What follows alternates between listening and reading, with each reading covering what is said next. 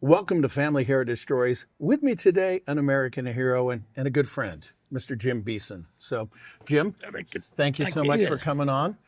Now, people may not realize you're the reason why Family Heritage Stories exists, because you and your brothers with the Dustoff were the guys that I interviewed and started this whole crazy journey. And it was not originally designed to be a TV show. It was, you guys telling your stories. But a lot's happened since that those interviews went. So you got a gold hat here. Tell me what you've been doing. Well, I just recently came back from a Kansas State honor flight. Okay, Heartland. Yeah. Heartland, yes. Okay, but you're not from Kansas. Yes, we were blessed with the people in Kansas. They got all the unit together and insisted that we all go together. So we came in from Washington, D.C., Florida, Kansas, Arizona, Colorado. Yeah. So, well, and that's the neat thing. It's the power stories because, the folks at Heartland saw your interviews. And, I was on the phone with Christy for hours and we said, wouldn't it be cool? Wouldn't it be cool if we could get all my guys together? And so I got to tell you, without getting too emotional, you guys are like the big brothers I never had. So remind people what Dustoff was. well, Dustoff was the call sign for medical evacuation helicopters without guns. Let me explain that. Medevac was a divisional level unit, and there were only two of those. There was the 101st Airborne, and then there was the 1st Cav. So they had the 15th Medical Battalion, 1st Cav, and 101st. And then Dustoff had numerous standbys or places the assignments were in all corps, I Corps, 2 Corps, 3 Corps, and 4 Corps. So we flew in sort of like life flight does. You fly in, we haven't got any guns, they're still shooting, hot LZ, it could be raining, it could be a hoist mission, it could be for U.S., for Vietnamese, for pregnant mama sans, or just civilian employees. And fly them to a hospital so they can receive definitive care within the first 30 minutes of getting hurt. So that's the one thing I want people to realize. Okay, these guys had an interesting slogan. Anyone, anywhere, anytime. Correct. Now, okay, there's one gentleman, and I'm going to let you say the quote, so okay. But there's one guy in the unit by the name of Don Cavaney, okay? And I love the quote that he gave. The difference between you and the 1st Cav. You know which one I'm talking about. Yes. Okay, come on. Donnie would say that. Donnie always said the difference between Dustoff and Medevac was that Dustoff had the balls and Medevac had the guns. One of my favorite quotes in all the interviews I've done over the years. I'm just saying, So, and what's he referring to? Medevacs carried machine guns on board, 2 of them, and to suppress fire as they went into the LZs. They went into the same kind of LZs we did. Right. Except they carried 2 more people, crew members, and a lot more ammunition weight. And that's the problem there. We can put 2 to 4 more patients on board if we don't have anybody back and back with the machine guns.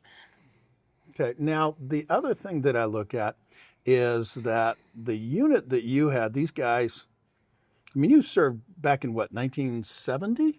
69 and 70. 69, 70, okay. One of the coolest things that I look at is after we did the interviews with you and your 5 other guys, we put them online, and not 1, not 2, but 3 of those stories had comments on them from people that said, this is the guy that gave me my orientation the first day I was in Nam. He's the reason I got home. This guy saved my life and everything. To be able to connect those people, from what I gather, every single one of you guys served a whole bunch of missions and saved a whole bunch of lives. Give me some numbers. Well, we saved over 3,000 lives, and we flew over 1,000 hours. I had the highest with 1,070. Man, that's a lot of hours. Okay, now you also are a Purple Heart recipient, I are. and I don't want to go into that too much because we have a little bit before, but basically, you ended up flying a helicopter that shouldn't have been flying. Well, most helicopters shouldn't be flying. Okay, granted. But anyway, Tell yes. me what happened. I went into LZ landing zone in Cambodia, and took fire in the last 30 feet of getting into the LZ, and it was a hover down. In other words, the trees were there. You had to hover between the trees to get down.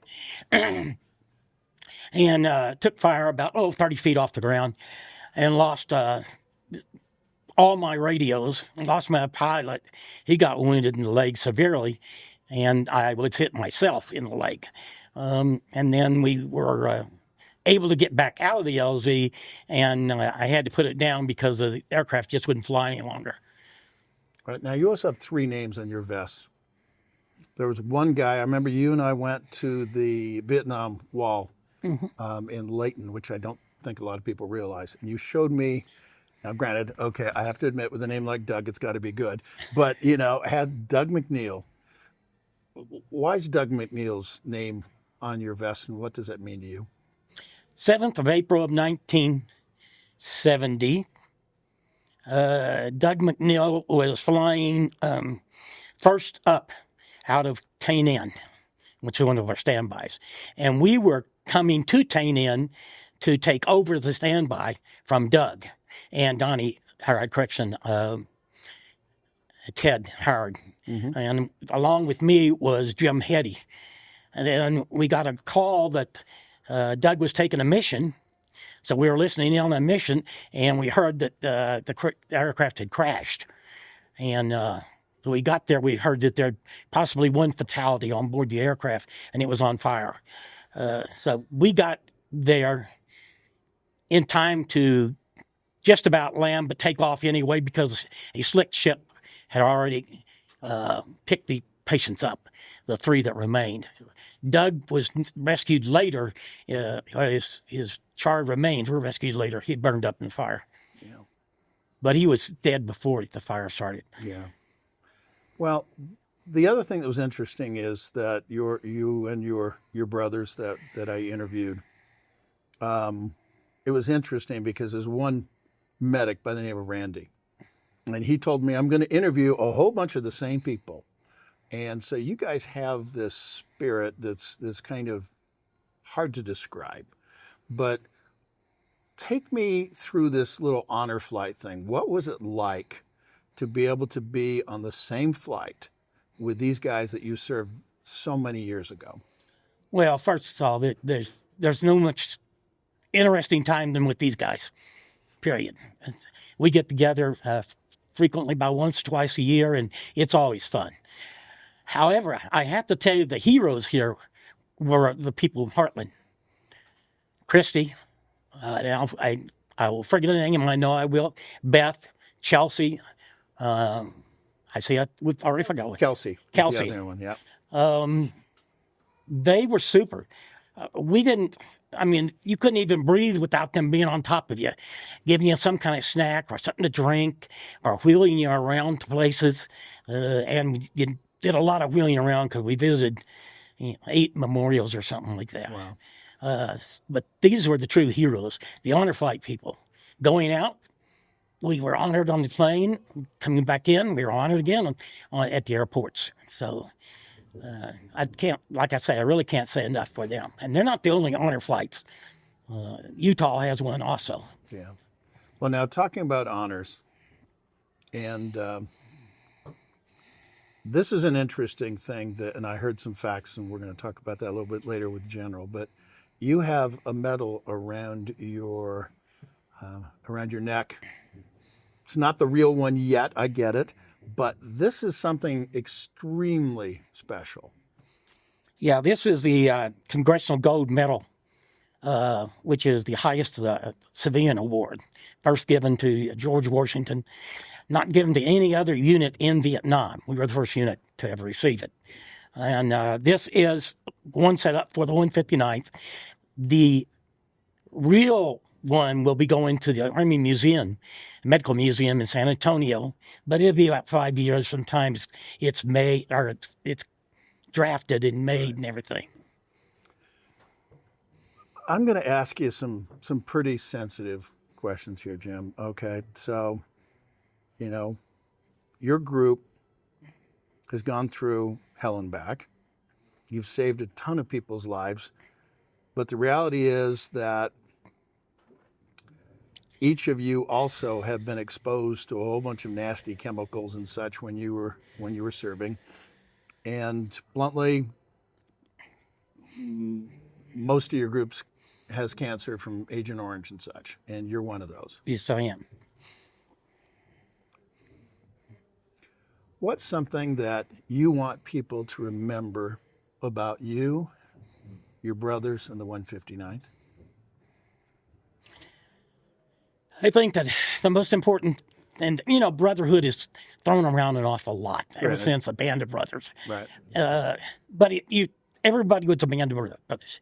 If you were infantry and you had to go out on that patrol with 5 or 6 other guys, they were your brothers. If you were lurched with 4 guys, they were your brothers. So I think it was the fact that we bonded in that 1 year period, a 12-month period. We bonded where we're so tight that we are probably a little bit more tight with each other than we are with our own families. We know more about each other than we have told our own families. Yeah. So I would like for people to know that I did my job. You did your job well. How old were you guys when you were doing this, roughly? I wasn't the oldest. Ted was the oldest. But I was 22 when I arrived in country. Most of the pilots were 19 when they arrived in country. As warrant officers, yeah. Wow. Well, on behalf of a thankful nation, and you know, I am grateful for you, for your brothers. I've got to know and love you, each one of you individually, and I'm going to make a promise to you. You will not be forgotten. Thank you.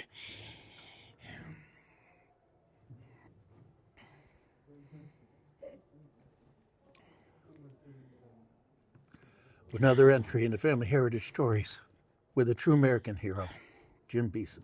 Thank you. I'm Doug Jessup.